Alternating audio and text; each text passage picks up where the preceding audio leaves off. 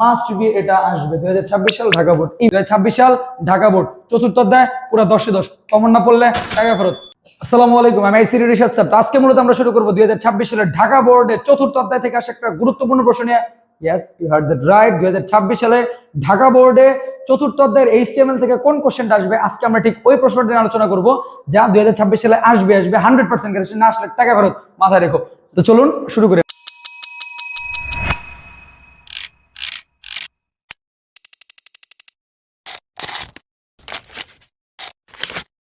ঢাকা বোর্ডে সবচেয়ে গুরুত্বপূর্ণ যেটা হবে 2026 সালের জন্য, তার নাম হচ্ছে টেবিল টেবিল টেবিল।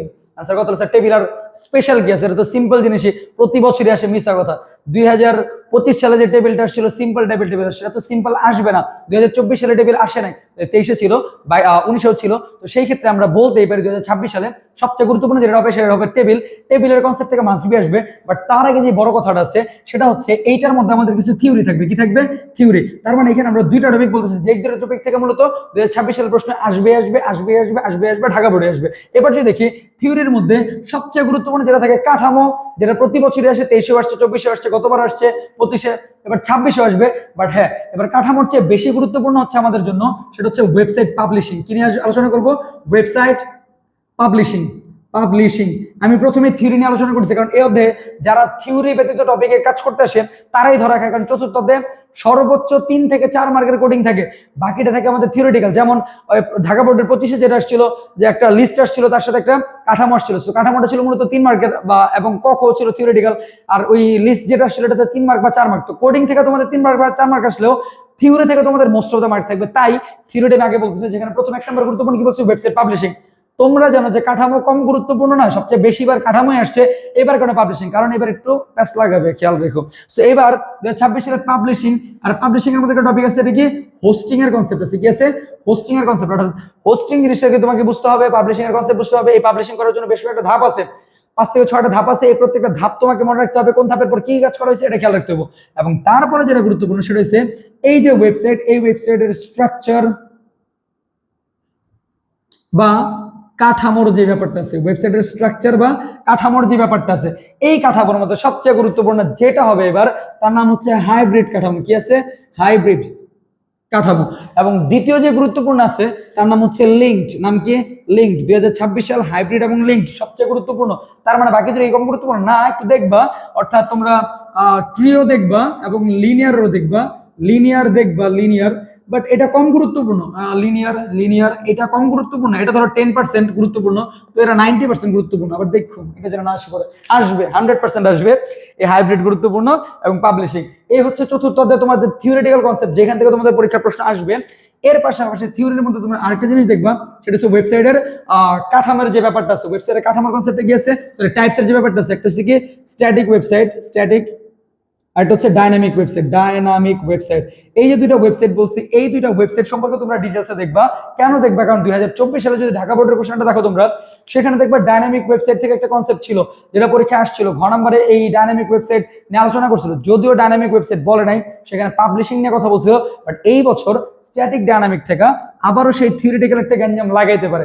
সো এই হচ্ছে তোমাদের 3টা থিওরিটিক্যাল বিষয়, যেখান থেকে তোমাদের মোস্ট অফ দ্য টপিক চলে আসবে। প্লাস কখের জন্য তো আলাদাভাবে আছেই। যেমন কখের জন্য আমি এক ধাঁচে বলতেছি, তোমরা একটু লিখে রাখতে পারো। যেমন ওয়েব পেজ কি, ফ্রেমওয়্যার কি, তারপর হচ্ছে ওয়েবসাইট কি, স্ট্যাটিক ওয়েবসাইট কি, ডাইনামিক ওয়েবসাইট কি, হোম পেজ কি, কতগুলো খেয়াল রাখো। এইচটিএমএল কি, সিএসএস কি, তারপর তোমরা খেয়াল রাখতে পারো ট্যাগ কি, তারপর তোমরা গুরুত্বপূর্ণ মাথায় রাখতে পারো যে এলিমেন্ট কি, যেটা কতবার আসছিল, এইচটিএমএল এলিমেন্ট কি, ওয়েবসাইট পাবলিশিং কি, ওয়েব হোস্টিং কি, তারপর হচ্ছে তোমার ডিএনএস কি, ডিএনএস সার্ভার কি, আইপি অ্যাড্রেস কি, ডোমেইন নেম কি, ইউআরএল কি, যে কয়েকটা ক বলছে একটু খেয়াল রেখো। এবং এই প্রত্যেকটা কয়েক টপিক থেকে আবার খ নাম্বার আসতে পারে, কয়েক টপিকের জন্য খ নাম্বার। যেমন কিছু কিছু তোমাদের IP address, domain name, URL, hosting এর কনসেপ্ট, তারপর হচ্ছে বিভিন্ন ট্যাগের কনসেপ্ট, যেমন বিআরএইচআরআইএমজি, এই টাইপের বিভিন্ন ট্যাগের কনসেপ্ট আসবে তোমাদের কখের জন্য। খেয়াল রাখো, ঢাকা বোর্ড 2026 জন্য পুরো সিকিউর 10-10, চতুর্থ অধ্যায়ের 10-10 বলে দিছি। খেয়াল রেখো, যেখানে কখের কথা বলছি, গ ঘের জন্য আমাদের থিওরিটিক্যাল টপিক বলছি, এবং ঘয়ের জন্য আমাদের সবচেয়ে গুরুত্বপূর্ণ কোডিং এর কনসেপ্ট যেটা, সেটা হচ্ছে আমরা টেবিল। এখন এই টেবিলটা তো স্যার সিম্পল, সবকিছু তো নরমাল থাকে, বাট হ্যাঁ এইবারে টেবিলের মধ্যে তোমাদের যেটা যুক্ত করতে পারে সেটা হচ্ছে টেবিলের মধ্যে তোমাদের লিংক যুক্ত করা হবে এবং ইমেজ যুক্ত করা হবে, অথবা শুধুমাত্র ইমেজ এবং লিঙ্কের সমন্বয়ে একটা কাজ গঠন করবে।